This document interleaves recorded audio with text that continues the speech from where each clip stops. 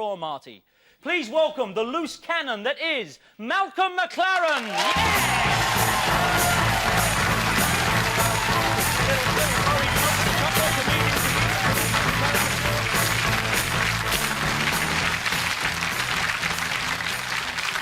Oh, well, last we meet Malcolm McLaren, what do you hear from Bill Grundy? Much?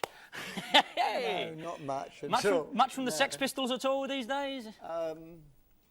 I think one's scuba diving, the other's male bonding. Did they let you down, in that sense? Are you let down by the way things turned out for the fellas? Well, someone's up there in heaven. That's a sad story. Yeah. And the other one's just making tea. Who's making tea? The drummer. Is he? Yeah. Oh, Paul Cook, the drummer. Well, we will come on to Sex Pistols. You were a student, which doesn't surprise anyone. I don't know why. I don't mean that, but that's you were an art student. We were all students in the 60s. Everybody, right? Yes. My dad was actually unloading ships at Tilbury, but get over that. So, and you burned books. Were you a book burner? Or is this, again, part of the McLaren legend? Did you actually go in for all that? I attempted to burn the library down, and I succeeded. All right. Why did you burn... How did a library go? I was frustrated. Yeah. At the time, I think I had an uncontrollable anger. Yeah. And I decided to go out with a big bang. Yeah. And see, did you really, Matt? Did you really burn a library down, or is this, you know? I mean, I love your stories, and I've adored your career and your McLarenism all this time. But did you really burn a library down one time? Well, they still send me letters thinking I should repay saying 10,000 books overdue. Yeah, right. Something like that. Well, what about your Father Christmas thing at Selfridges? You did that. Tell people about your Father Christmas at Selfridges thing. I one day decided that I thought it would be a good idea to give away the toys. And the best way to do that... Well, the toys in Selfridges store, I was always fed up. My grandmother would often take me there, and I would... Apparently, if you pay sixpence and go through some ridiculous, cavernous exercise on your hands and knees, at the end you met this giant man in red with a long white beard.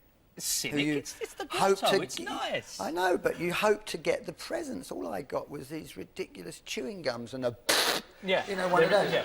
And when I grew up, I realised it wasn't on, and the idea was you're supposed to get more than that. That's what Oprah's there for. So we and a bunch of friends dressed up like Father Christmas and rushed into Selfridges, so there was more than one. There was 10 Father Christmases. And we all immediately gave out toys, to the screams and horror, obviously, of the assistants that were there. And we only had maybe 5 or 10 minutes before the bells rang and the alarms. And the kids were off and down Oxford Street by then, yeah? Well, they were all crying in such a euphoric manner because some of them just couldn't handle the amount of worldly goods that we laid at their feet. And you just said, off you go with that stuff, yeah? Yeah. I certainly did that, but of course the corner of my beady eye was on the door where I thought the police may arrive. So I threw my new disguise on the floor. Yeah, you don't want them saying, you know, looking for a guy, white beard, red costume. Ran into the lift and saw this old lady that looked in trouble because she had too many bags. So I helped her, and as I got to the ground floor of Selfridges, as the lift door was open, there were these policemen, you know, confronting me, and it was fantastic because I just walked right through them with this old lady. They figured you with her, yeah. And so I was thrilled to get out anyway without being caught. Hollywood. You went to Hollywood in the 80s. Who was you working for? Well, I eventually ended up working for Steven Spielberg, if that's who you mean. Yeah, you bet. And I got that job because his wife used to do calisthenics to Madame Butterfly. Yeah, which was a song I made, and he was persuaded, I think, to get me into his studio because he wanted very much to be involved in musicals. I know the project that you were interested in putting to America, and I think it's a fantastic thing. Yes. Tell them, what was your big idea you wanted to sell to them? Well, they wanted me to think of something about the Wild West, to make a musical about the Wild West, and I sat and thought about it for a few days and wandered the streets of Hollywood, this time reading books. Yeah. I came back to see Stephen, who was at a dinner, and there he sat with Martin Scorsese, wow. Bob Dylan, Willem Dafoe, and his wife. The problem was that I didn't have a chair. I didn't quite understand, so I had to pretend as if I was sitting. And I sat between, pretending that is, Martin Scorsese and Steven Spielberg. How do you sit like you? You mean you literally were kind of... you have to sit like this. Oh, right, yeah. And I sat like that, and I said, OK, shoot, Malcolm, it's your time. Yeah. So, OK. Oscar Wilde, yeah. in 1888, whilst on a lecture tour of the United States, discovers rock and roll. Scorsese turned around and said, "That's great! That's a great idea, Malcolm. And furthermore, I want you to come to my editing rooms and watch me edit Last Temptation of Christ and blah, blah, blah," which is what I think he was about to embark upon.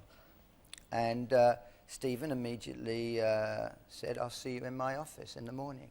Yeah. And I signed a deal there and then, and I went off to work at Steven Spielberg's studio to develop this idea of Oscar Wilde discovering rock and roll. 3 months went past, and I worked with some of the very illustrious writers in Hollywood at that time, and no end of money was spent on that. But after 6 months, one of the executives in the company pulled me into their office to say, "We have a problem, Malcolm." I said, "What's that?" And they said, "Well, you know, America, they're never going to buy the idea of Oscar Wilde discovering rock and roll." Yeah. And I said, "Why?" He said, "Because he's a homosexual. Huh. We can't have homosexuals discovering rock and roll in America. It's not going to work." Tell little Richard that, yeah. "Could you please think about changing his name to Billy Wilde?" Bill Wilde? So I thought, no. who is Billy Wilde? Not Bill. You sure they just didn't call you back and that's how you're wrapping the thing up? They didn't suggest Bill Wilde, did they?